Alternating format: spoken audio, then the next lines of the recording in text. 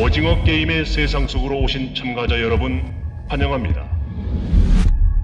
여러분들은 참가자들과 함께 6가지 게임을 진행하게 됩니다. 이 목숨을 건 게임을 설계하신 분들을 지금 소개해드리겠습니다.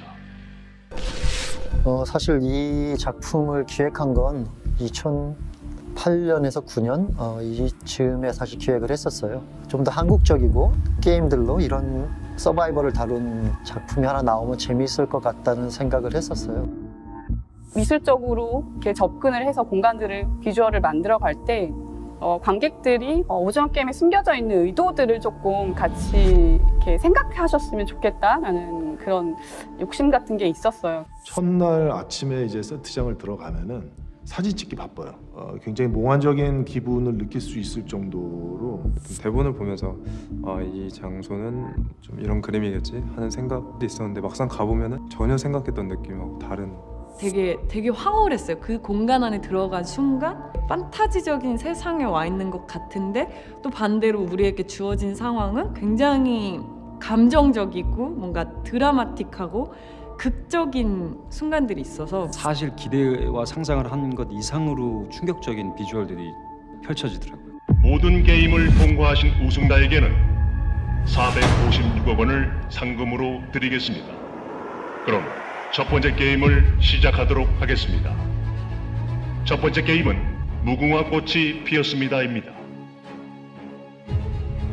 첫 번째 무궁화꽃이 피었습니다라는 게임은 그 7, 80년대에 골목길에서 했었던 아이들의 게임이잖아요. 그래서 그때 그 초등학교 교과서에 나오는 철수와 영희의 어떤 그 일러스트를 참고해서 로봇을 만들게 돼요. 무궁화꽃이 피었습니다가 가장 많은 사람이 동시에 할 수 있는 그런 놀이이기도 하고 가장 단순한 형태의 놀이이기도 하고 그래서 동시에 또 가장 충격적인 반전이 엔딩이 있을 수 있는 그런 게임이라고 생각해서 무궁화꽃이 피었습니다를 가장 첫 번째 게임으로 삼았고요. 거의 군중신이라고 할 수 있는 똑같은 옷을 입은 똑같아 보이는 저 사람들의 간절함이 게임을 이기기 위해서 무궁화 게임을 한다는 저 퍼포먼스가 굉장히 놀라울 정도로 멋있었어요. 두 번째 게임은 뽑기입니다. 제일 기억에 남는 것 중에 하나가 뽑기가 뒤에서 계속 그 뽑기 선생님이 뽑기를 찍으셨었어요. 그래서 하루 종일 그 현장 세트에서 뽑기 냄새가 너무 나는 거예요. 실제 저희가 감독님이 원했었던 설탕 뽑기 오브제를 좀 만들기 위해서 뽑기 달인을 좀 모셔왔어요. 그래서 그때그때마다 설탕을 이렇게 뽑기 그 오브제를 만들고 소품 만드는데 상당한 노력을 좀 하면서 그때 당시에 그 느꼈을 법한 그 게임의 오브제를 잘 구현하려고 노력을 했었고요. 세 번째 게임은 줄다리기입니다. 저는 실제 그 게임장 안의 공간과 거의 흡사한 분위기를 연출해 주는 게 배우들이 진짜 그 안에서 뭔가를 하는 것 같은 느낌을 더 강하게 받을 것 같고 그 공간에 있음으로써 배우들의 연기가 조금이라도 더 현장감이 있고 현실감이 있을 것이라는 생각을 많이 했습니다. 줄다리기 이런 걸 할 경험이 많이 있지는 않잖아요. 근데 실제로 엄청난 체력을 요구하더라고요. 그 게임을 하다 보니까 체력적으로 당연히 소모되는 건 마찬가지인데 가장 힘들었던 건 사실 정서적인 부분이랑 심리적인 부분인 것 같아요. 누군가 죽어나가야 되고 내가 살려면 누군가를 죽여야 된다는 죽어야만 한다는 그런 심리적 판단들? 현장에서도 그 게임을 하는데도 그 동심의 세계에서 상대방을 이겨야만 하는 서바이벌 게임을 한다는 것 자체가 그런 개념 미술적인 어떤 부분들이 많지 않았나. 네 번째 게임은 구슬치기입니다. 그 구슬치기를 하는 그 공간이 굉장히 리얼리티한 우리 옛날 뒷골목 같은 우리가 살던 그 대문 앞 같은 느낌이 있어서 그런 거에 대해서 오는 희한한 향수와 함께 오는 이상한 긴장감? 구슬치기도 저도 했어요.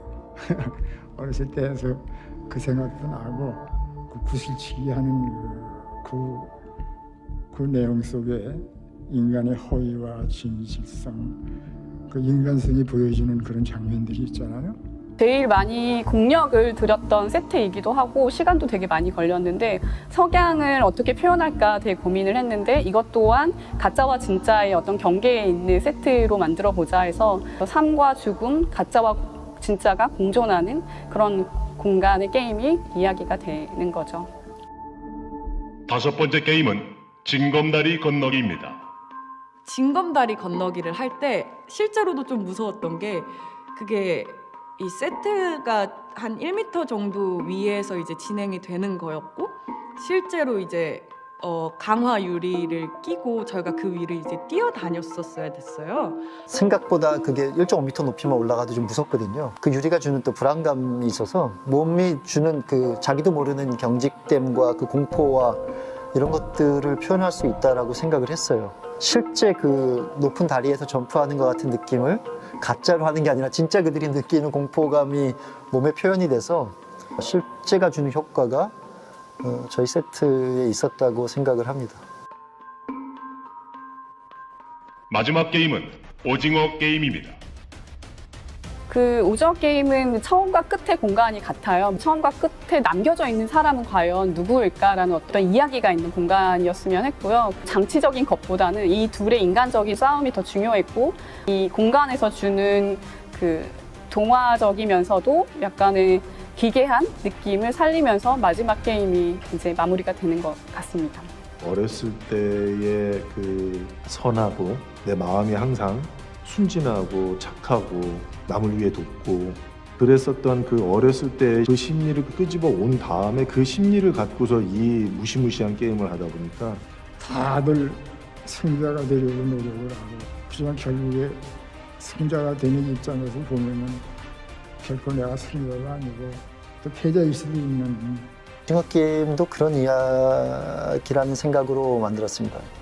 이 안에 들어와 있는 사람들, 그들에게 남은 건 거의 절망과 공포와 분노와 슬픔밖에 없어 보이는데 마치 그들이 밖에 있던 바깥 세상과 똑같이 뭔가 그래도 그 와중에 잃지 않는 인간성, 그것에 대한 희망, 그래서 판도라의 상자 같은 이야기가 아닐까? 그런 이야기가 보시는 분들한테 됐으면 좋겠다, 그런 생각을 해봤습니다. 인생의 밑바닥에 선 사람들이 벌이는 의문의 서바이벌 게임.